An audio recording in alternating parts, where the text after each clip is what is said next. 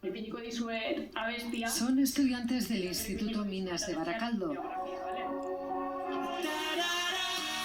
Están aprendiendo la coreografía de la canción del Euskara al Día. Pero ese no va a ser su trabajo más difícil en este evento. Al ser menores de 16 años, serán xaxatzaileak, es decir, quienes empujan a hablar en euskera.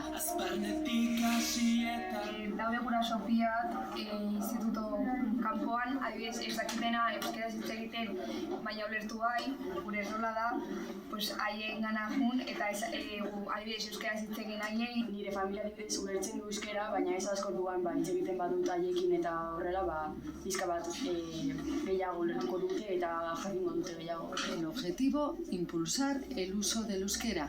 Baina egia da, erabileran daukagula oztopo oso handia, motivazioaren aldetik, azkenean kostatu egiten zaila euskaraz hitz egitea. Pero quien empuja también será empujado. Ni gurasoek, bai. Eta klasekoekin ere, normalean gu hitz egiten dugu gazteleraz, baina saiatu gara gehiago euskaraz hitz egiten. Galean gazteleraz hitz egiten dugu, baina orain saiatu gara euskaraz hitz egiten, Parte del alumnado proviene de otros países. Que aprendan euskera no es el único objetivo. Euskara ikasteaz gain, euskaldun sentitu behar dira, ez? Y en ello les hemos dejado haciendo chapas y carteles para el Euskara al Día. Nos envían un saludo.